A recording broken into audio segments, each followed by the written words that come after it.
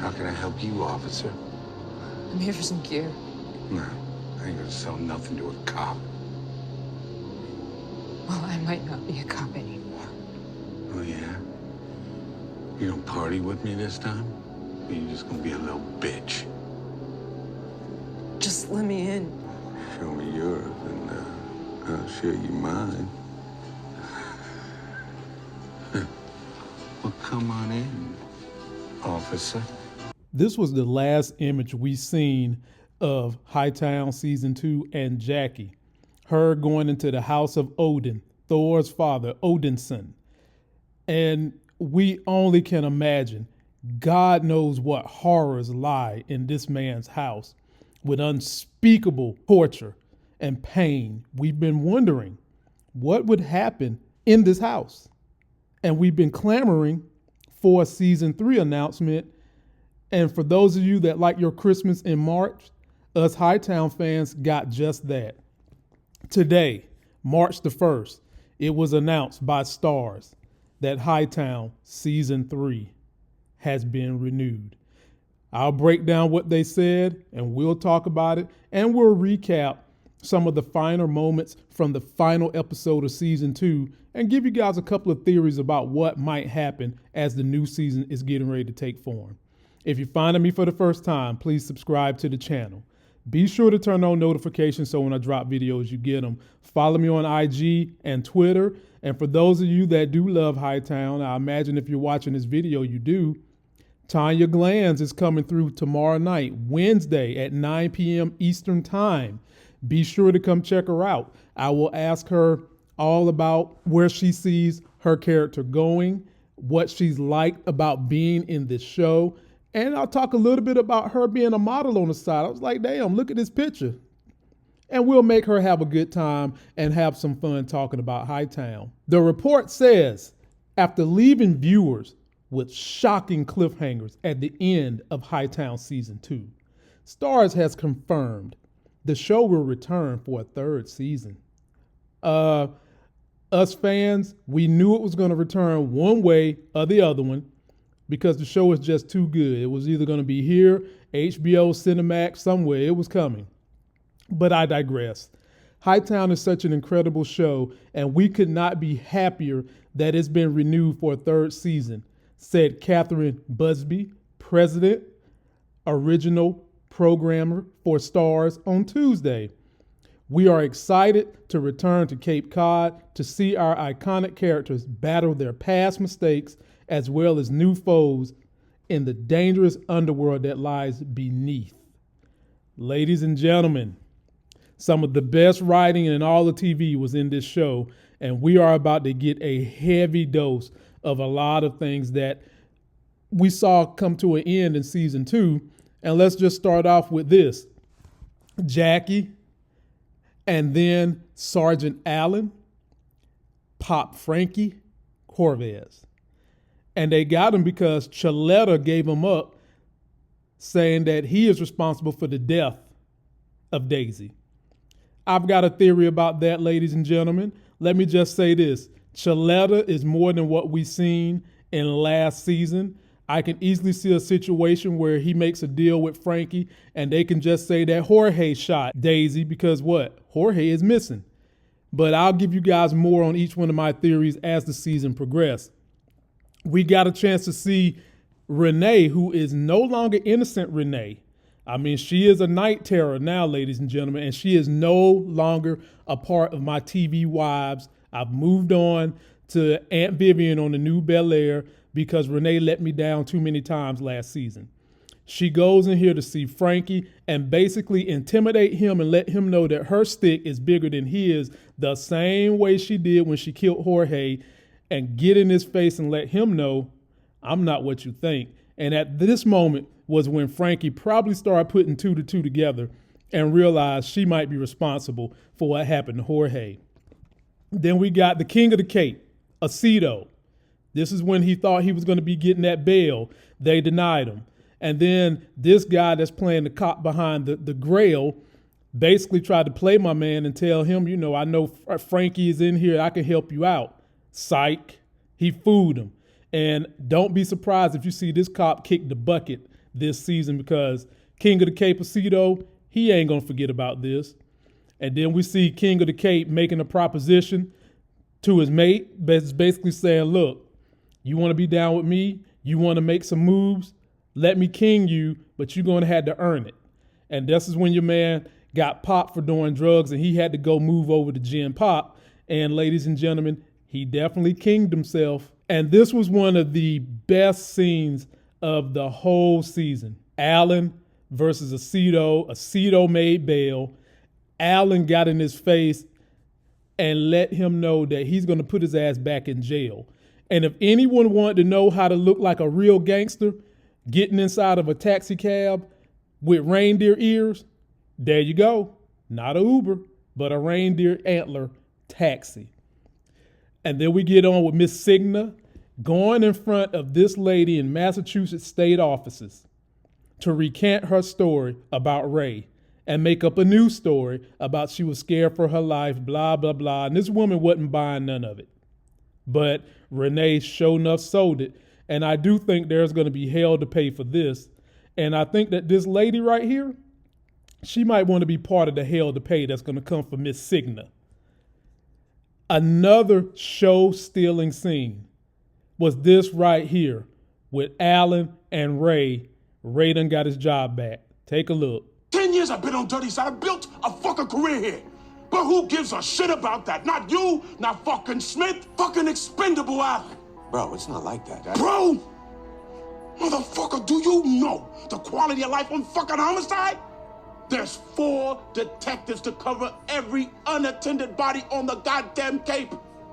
They call you anytime, day or fucking night. You see the worst of the goddamn worst, and you gotta make whatever fucking shitty case that lays on your goddamn desk. So it is like that, bro.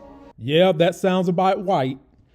I mean, let me just tell y'all something. Sergeant Allen was a show stealer this season. If you guys ain't know this brother can act, he was acting his butt off this season. And every scene he was involved with just felt heavy, raw, real.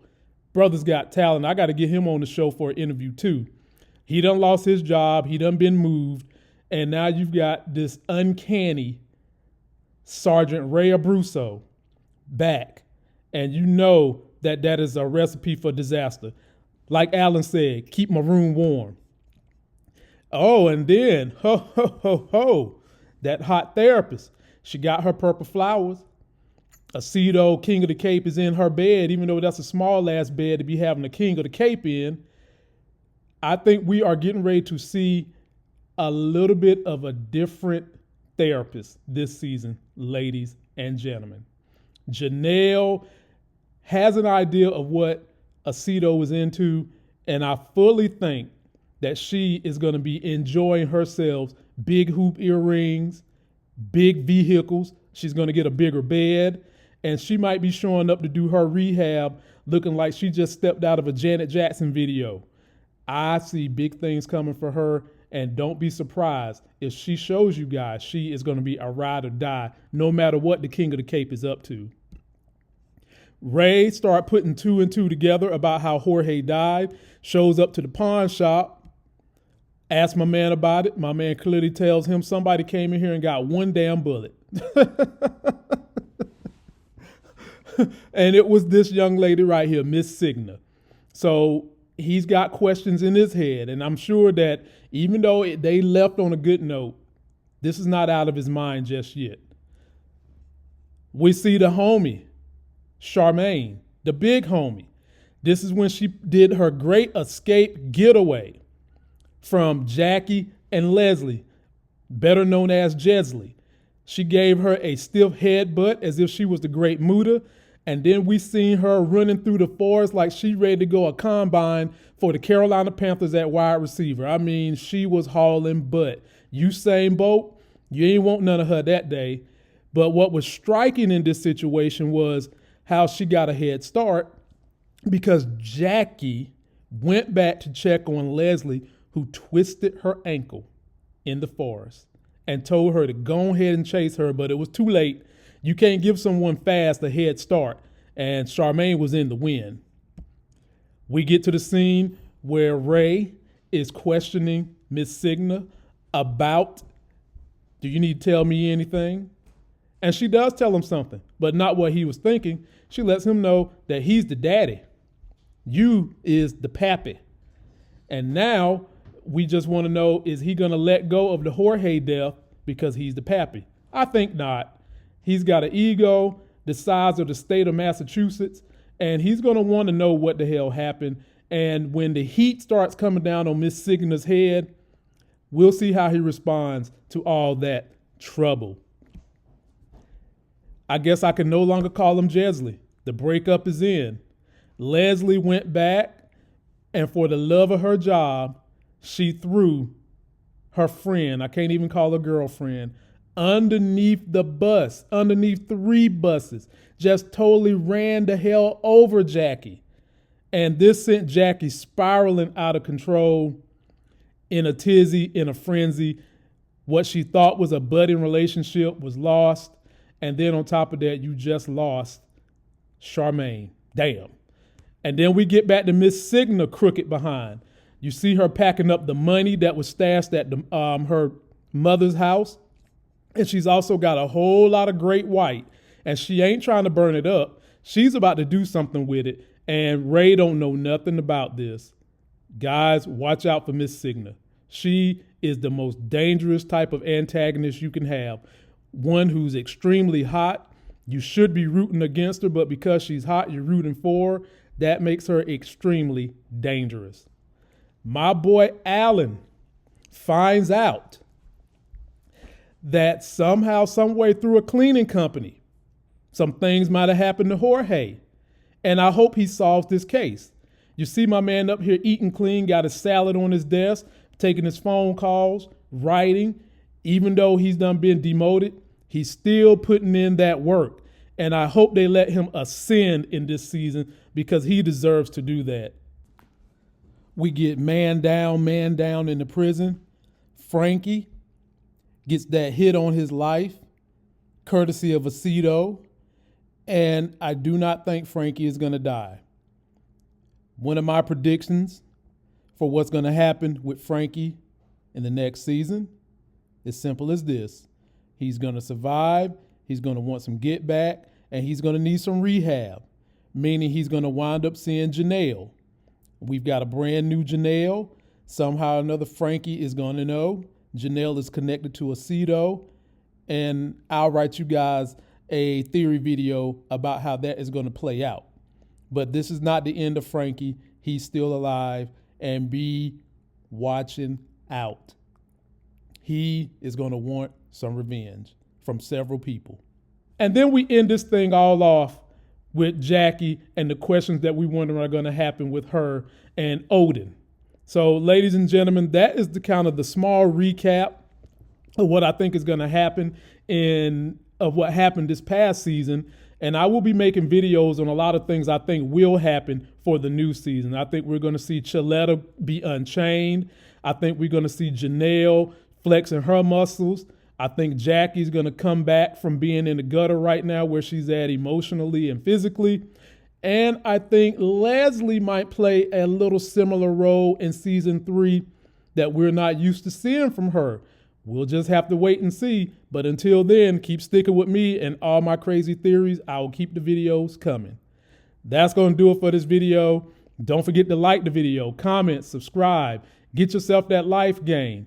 Please be sure to come back and see me Wednesday night, 9 p.m., as I have Tanya Glanz. She plays Leslie on the show, coming through to talk about her career, what it was like being in Hightown, and what she expects to happen in season 3. Till that next Sexy as Hell video, follow me on Twitter and Instagram, and I'll see you.